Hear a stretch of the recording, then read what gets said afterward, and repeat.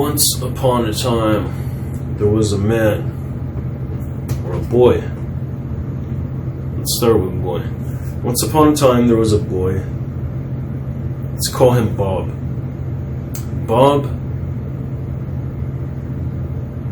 never had any issues talking to women. He would go up to women, he would chat them up, he would get their number. Then Bob would hang out with them. He was a good-looking guy. He didn't have too much trouble getting the number or getting a date. But once he was on the date, he was very nice. He would chat up the woman, entertain them, but at the end of the date, the woman would always be like, "Thank you for a lovely time. Maybe we'll hang out another time. I'll call you." Later, the woman leaves, but she never calls him. Bob texts the woman, asking her what she wants to do, if she wants to hang out again. She said, "Oh no, Bob, sorry, I'm seeing someone now." Okay? This happened over and over again. And sometimes he would get lucky and he would get somewhere. But most of the time, it's failed miserably. It would always be the same thing. "Oh, I had a lovely time. I'll hit you up another time if I want, and if I feel like going out." But like before, they never did. Okay? So this happened, and eventually Bob met a girl and got married to the girl. Settles down with the girl. Okay? In the beginning, on the honeymoon, there was lots of sex. Okay? Bob had lots of sex with this girl. Even in the early on relationship, there was lots of sex. But later on, the sex dwindled, and his wife began to give him less and less sex over time. Okay? Eventually, they weren't having sex anymore. So Bob thought this was perfectly normal in a marriage, because his parents were, in fact, not very sexual. According to what he remembered, they slept in different rooms, and he thought that was a normal thing. Okay? Years go on, years pass. And eventually, his wife decides she wants a divorce. So not only is he not getting sex, but he's getting a divorce now.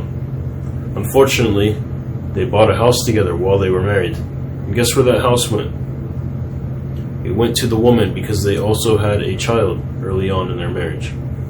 So, in the end, Bob found out that his wife had been sleeping around during the marriage. But he didn't find out until after the divorce, where he still lost the house and he didn't get anything. Okay? So Bob lost. He lost his house. He lost his wife. He lost a lot of time. So Bob got tired of waiting, or trying to figure it out. He really wanted to get better with women. He wanted to have it so that women actually wanted to have sex with him. So what did Bob do?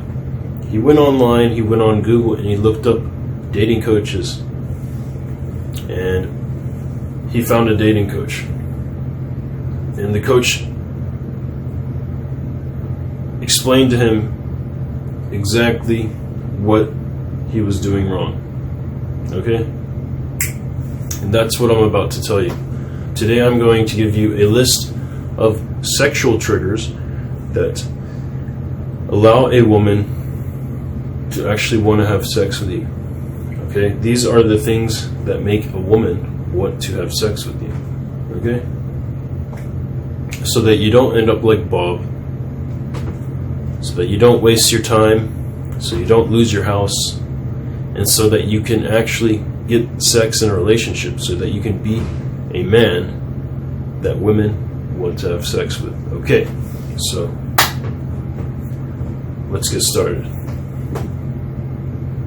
The number one reason that women usually want to have sex with a man is validation.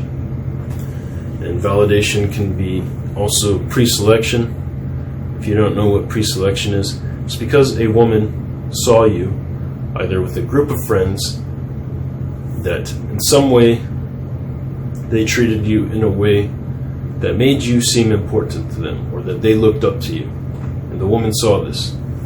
Or maybe she knew those guys, maybe it was her brother, and he talked highly of you.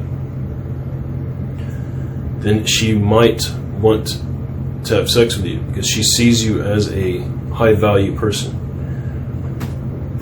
A similar example is when a woman sees you always with a hot woman in a bar.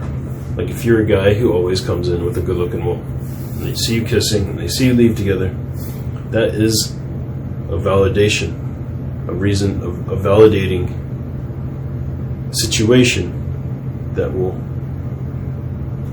in return make a woman want to have sex with you more. Okay? The second reason is because you're fun.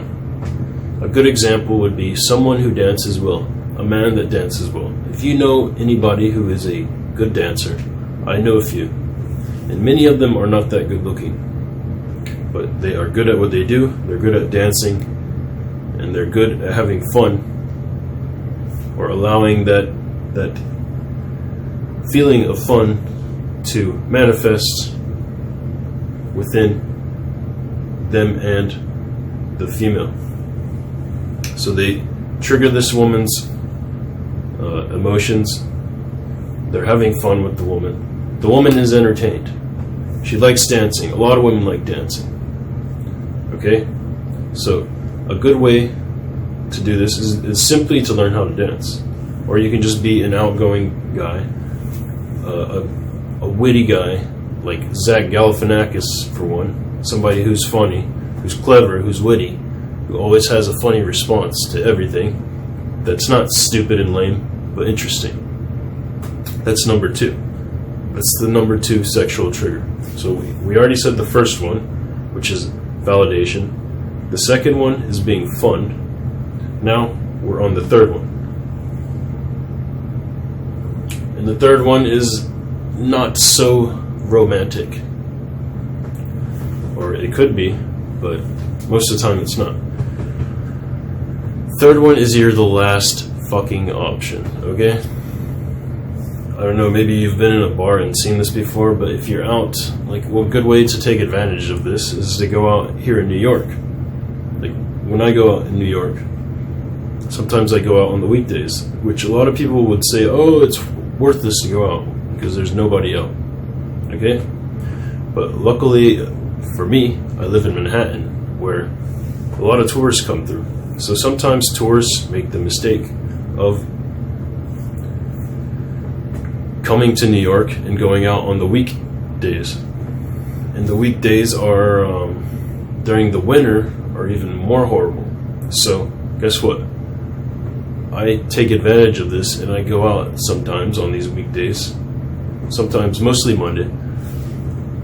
And I go to some bars and walks in 3 girls, sometimes more. And there's nobody in the bar, but there's no other bars that have anybody around it either. So me and maybe 2 other guys, usually just me or 1 other guy, are in the bar. So the women are bored, they've already been to 4 bars. So they just give up and they come to the bar, they have a drink, and then they start talking to me. We talk, we have fun, I'm not too arrogant, I'm not too much of a douchebag. I might not be the actual perfect guy that they're looking for, but I'm there and I'm not posing any threat. So lo and behold, a couple hours go down and it's about closing time. They have a few drinks in them. So the women are bored, they have a little bit of alcohol in them, they're horny, they're not in a relationship, they're all single. So what happens? They pick the only fucking option, which is me. And I have had a lot of success with this in the past, and I'm sure many of you have also. But anyway, those are 3 sexual triggers that allow a woman to want to have sex with you. The first one, like I said, is validation, having some kind of value, presenting some kind of value that makes them value you and want to have sex with you. Okay? So if you make yourself too readily available, and like any other guy, then your value is going to go down. Okay? The second one, to reiterate, is being really fun. That can be through dancing, that can be through colorful sense of humor, just not being boring, having something to say, having something to talk about, not being a quiet, boring nobody. Doesn't matter what you say, whether you're just having fun. And anyway, the easiest way to have fun is just to entertain yourself. Do things that you find entertaining. Say things that you find entertaining. Talk about things that you find entertaining. Don't be offensive, but have fun. Do what would make you have fun. The third thing, like I said, is being the last fucking option. And I don't think I really need to explain that any more than I already did. But anyway, that's all I got to share today. I hope I was able to help you. Remember, don't end up like Bob. And don't forget to leave comments, subscribe, and I will see you next video. Later.